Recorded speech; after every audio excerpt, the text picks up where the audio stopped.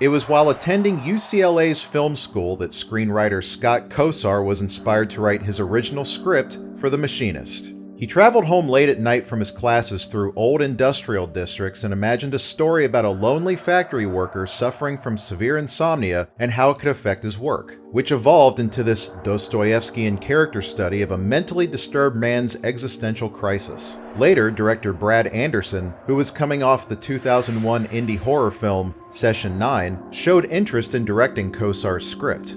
Anderson and Kosar shopped the script around Hollywood for a couple years, but kept being told that it was just too dark, bleak, and strange to get funded. Then, acclaimed actor Christian Bale got a hold of the script and was completely taken with it. Thanks to Bale's enthusiasm, plus a little Hollywood sidestepping, The Machinist finally got its funding from Filmax International, a production and distribution company based in Barcelona, Spain, which meant the film had to be shot in and around the city of Barcelona with a predominantly Spanish cast and crew. Aside from Bale and a small supporting cast of American and Canadian actors, including Jennifer Jason Leigh, John Sherian, Michael Ironside, and Reg E. Cathy, most of the cast were either English-speaking locals or American expats. Of course, this meant Christian Bale now had to prepare for his intense lead role, and as an actor as notoriously dedicated as he is, he set out to completely lose himself in the mind and body of this extremely broken character, all while making history in the process.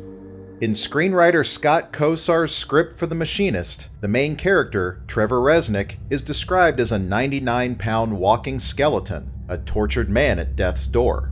Kosar later admitted that his description was never meant to be taken to heart, and he instead assumed the actor would probably just lose a little weight while wearing baggier clothes. When Christian Bale read the script, he was in a bad place. At 13, he burst onto the scene in Steven Spielberg's 1987 wartime drama, Empire of the Sun, and spent the next decade getting regular acting work, but for a young actor who landed a Spielberg film so early on, he yearned for more. His real breakthrough began with his unforgettable performance in 2000's American Psycho. But despite the critical acclaim and a dedicated online fan base, the film was a bit too small to give his career a real boost. Later that same year, he played another rich prick in the Samuel L. Jackson remake of Shaft, then spent the next couple years gaining neither commercial nor critical acclaim for films like Captain Corelli's Mandolin, Equilibrium, and Reign of Fire, but the latter two eventually gained cult status. Bale was thirsty for a role he could really sink his teeth into, which he found in The Machinist. I remember before I made The Machinist, I'd made a few films that I really thought, oh my God, what have I done? You know, this is abysmal. And then The Machinist came up, and so very much for me, it was a mental discipline. How far mentally could I take this whole discipline of, you know, getting wasted away? Which I probably took way further than I needed to. You know, it wasn't absolutely necessary to go that far. Extraordinary to look at it. But I became, you know, I became obsessed about it, and that was interesting in itself, you know. The role of Trevor Resnick spoke to Bale, and he became so fixated on the character, he lost over 60 pounds in a matter of months by consuming nothing but apples, cans of tuna, and black coffee. He slipped further and further into the headspace of his lonesome character as he isolated himself from friends and family in order to avoid any food brought on by social situations. And by the time The Machinist started filming in Spain in the summer of 2003, Bale, standing at an even 6 foot, weighed only 120 pounds. He became that walking skeleton from the script. A man so mentally troubled and visibly frail, it almost hurts to watch. But in the end, was it all worth it, or did the quality of the movie get too overshadowed by Bale's stunning transformation? The Machinist brilliantly and viscerally explores the psyche of a man who has suffered a severe mental breakdown, but it's also a gripping mystery that would make even Hitchcock smile, because for most of the film, we don't really know what's wrong with Trevor Resnick. Without knowing how he came to be this way, we're thrust right into his unstable point of view where even he's not entirely sure of what's going on anymore, which results in random emotional outbursts, memory lapses, obsessive cleaning, and crippling paranoia. The Machinist is a multi-layered mystery that gets more nightmarish as it goes, and is filled with twists and turns that evoke the kinds of thrillers that came out in the wake of successes like The Sixth Sense, Fight Club, or Memento, the psychological thriller with the gimmicky twist ending. The Machinist fits into that mold a bit, but it's executed much better and isn't nearly as dated as a lot of those early aughts thrillers have become. In fact, it's actually pretty timeless, with its heavy Hitchcock vibes and slow-paced, dreamlike surrealism lifted straight from silent-era German Expressionism. Its dark intrigue, highly desaturated color palette, and heavy use of deep shadows give it that classic film noir look and feel. The film's composer, Rolk Banyos, also deliberately channels Bernard Herrmann's string-heavy scores from iconic Hitchcock films like Psycho and Vertigo, while also including touches of the theremin to give the sound some added flourishes of wavering disorientation that tends to come from a lack of sleep. The Machinist may have gotten buried under all the headlines of Christian Bale's drastic weight loss, but the film still manages to stand on its own as a masterfully directed, intensely acted, and highly suspenseful old-fashioned character study.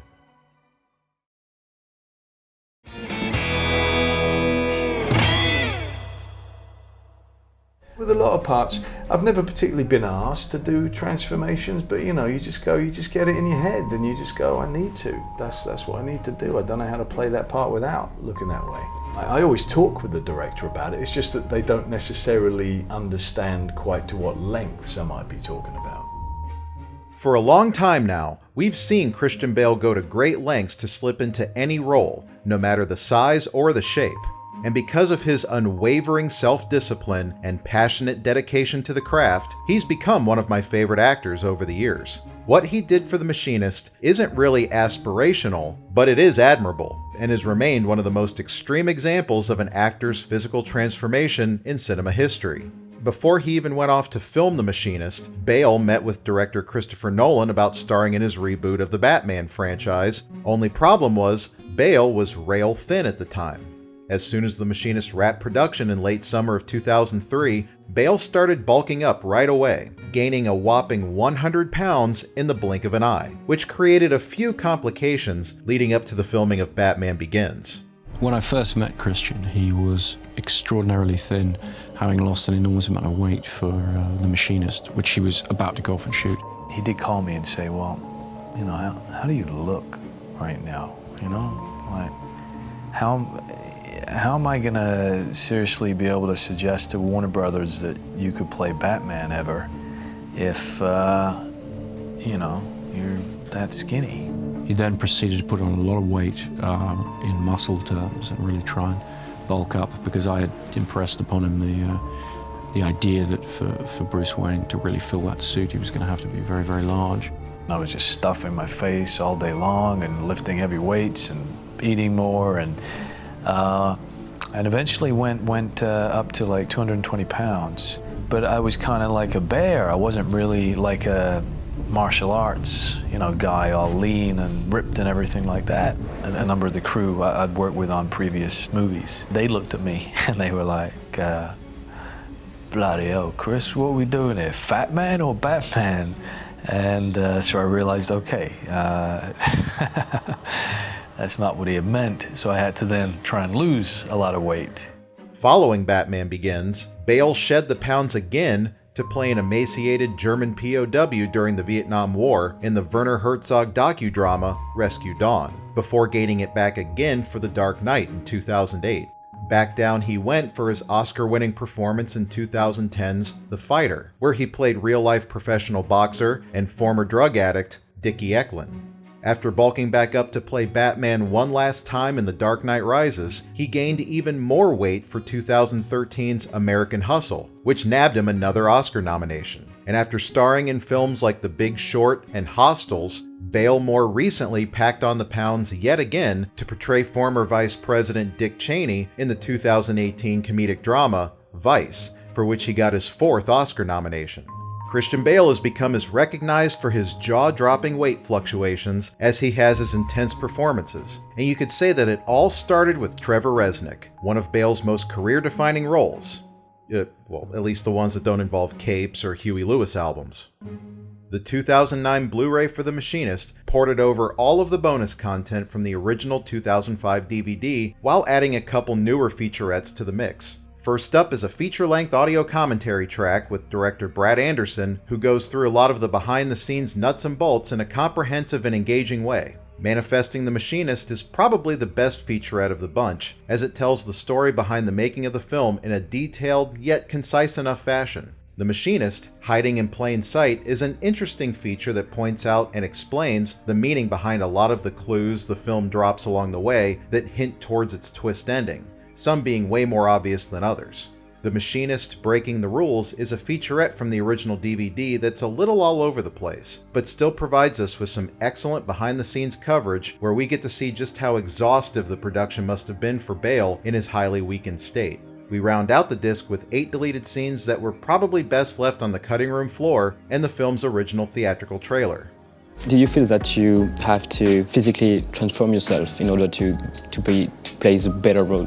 I've always admired people who just seem to sort of have, of course there are limits, but you can't quite tell what the limits are of how far they'll go with something. And it just seemed to me that, you're bloody fortunate to get to do this. Not to take it easy, that's really where it comes from. It's not always that I need to do it. Certainly with Trevor from The Machinist, you have to there. It's not always necessary. It is quite nice when you do not to instantly recognise yourself there. It's just good to get rid of yourself in order to play the role. So was it all worth it? Is The Machinist good enough to warrant Christian Bale putting his health on the line? Well, that's almost like asking if The Crow was good enough to warrant Brandon Lee's death. No. No movie is worth dying for, or risking your life for, and even Bale himself admits that he probably pushed it a little too far. The Machinist is a great film, and it's safe to say that it still would have been had he not gotten as thin as he did, because at its core is an intriguing mystery, haunting characters, and an off-kilter atmosphere. All great ingredients for a memorable thriller, making The Machinist a 5 out of 5 final recommendation. The success of The Machinist is not wholly dependent on the gimmicky nature of Bale's shocking weight loss. Now, it's likely the first thing that comes to mind whenever you think of the movie, and I spent about half this review talking about it, but I don't believe that it takes anything away from the film itself. In all honesty, because the movie does take full advantage of his shocking look, it is a sight to behold, not just because it's Christian Bale specifically, but it's just not the type of physical form you see in many movies, period. He truly is the greatest asset of a film that was already pretty great to begin with, and Bale's pitiful frame adds extra tragedy and sadness to his character, which pulls you even further into the story. So, hey, I can't say it wasn't effective.